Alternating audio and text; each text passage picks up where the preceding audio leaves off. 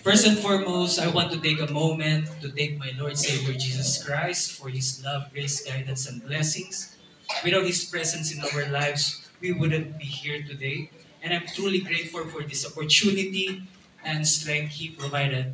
He provides us all. And hello everyone, thank you for being here today.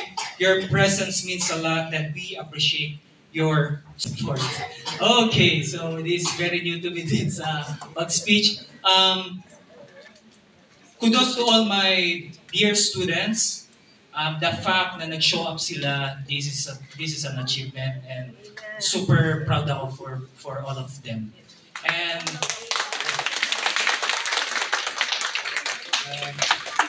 and teka, ubus na yung English ko. So, tuwing lesson namin, hindi lang sila yung may natututunan, kundi ako din mismo. Apart from mas na-enhance ko yung ability ko na magturo at mas nadadissect ko yung foundational technique mismo, natututo ako sa kanila sa English. Kasi itong mga to, karamihan dito, mga Englishero.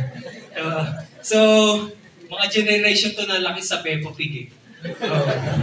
Samantala ako laking Dragon Ball tsaka Mr. Bean. So, buti na lang music yung tinuturo ko kasi music is a universal language of mankind. Yeah. At ito na. Dito na tayo sa Tagalog. Mula sa kaibuturan ng puso ko, ako'y nagpapasalamat sa mga magulang ng aking mga estudyante sa suporta, sa tiwala at respeto na binigay binigay niyo sa akin bilang individual at guro. Damang-dama ko po ito, hindi ko ito yuyurakan at ang tiwalang pinagkaloob niyo at mas lalong pag-iigihan ko po ang pagtuturo ng violin, pananatilihin natin ang kalidad ng edukasyon nila sa musika at pagtugtog ng instrumentong violin. Short background, mabilis lang po ito, short background sa Kuyuka Violin Studio at sa inyong lingkod, 26 years na po akong tumutugtog ng violin.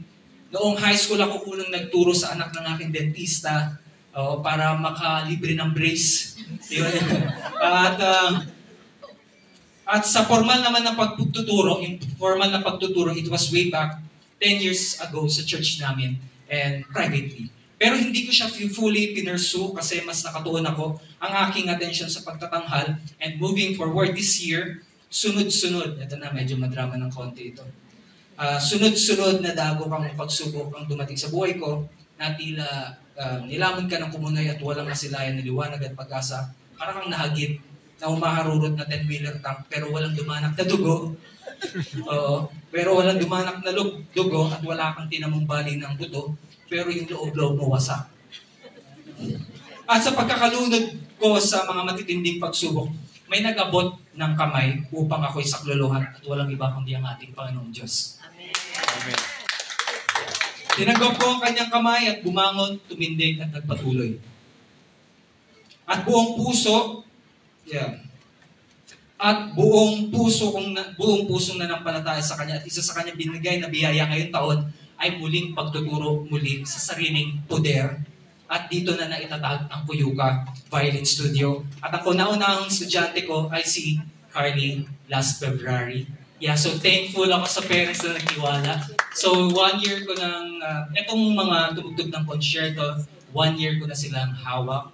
So sa mga nagtatanong kung ano yung method ng pagtuturo ko, it is a traditional approach, yet very little bit friendly naman. Innovative pa rin ako. And hanggang sa ito, sinundan nila Ma'am Len, at sa iba't ibang lugar tulad ng Imos, Buhay na Tubig na pinakilala ako ng pastor niyo na nagtiwala sa akin. At sa Pasay, kay Tita Ethel na isang beses tumugtog ako dito last April, I think April, ay agad-agad na lumapit after ng tugtog ko, pwede bang paturo ng anak ko? Ayun. So, talaga, matatanggihan ko ba yun? So, it is a blessing. At sa Pasay, San Juan at sa online. At binalikan at tinapos ko ang kursong Bachelor of Music Education and Emphasis in Violin, kaya lehitimo tayo. Okay, hindi lang discarding ang meron na tayo, kundi may diploma na rin at higit sa lahat, may matibay na pananampalataya sa ating Panginoon. And it is a privilege to teach and it is a noble job At ang trato ko sa pagtuturo sa bawat estudyante ay duty na binigay ng ating Diyos na dapat pangalagaan, palaguin at paunlarin. My very aim is to assist students of all ages in building a solid technical foundation on the violin and be effective and useful on their respective church, school, or any institution. And of course, not just focusing in mastering the instrument, but nurturing the love of music and development of good character, just like the philosophy of Shinichi Suzuki. I may not be the best violinist and teacher out there, but I have deep love, sheer determination, indomitable will, and strong commitment to teach. Muli, ito yung kauna-unahan pa lang. I know marami pa akong dapat na improve at super i-evaluate ko tong bagay na to. Ngayon, kasi nung bata ako, medyo yung like once a year lang kami na nagre-recital, and I know yung importance ng recital, of course yung deadline, di ba? Deadline, and of course yung dun sila nakakapag-gain ng experience and confidence and yung test of character nila dito sa gantong klase pa lang. Kaya naway bear with me sa mga parents at just to clarify po at maging transparent sa inyo, wala akong kinita or pinrofit dito, pero pasalamat ako sa mga magulang dahil bumalik din naman yung nagastos ko.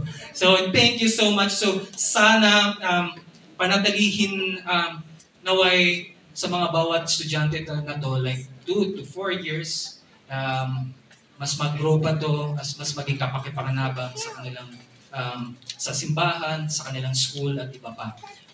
Muli po, thank you everyone for coming.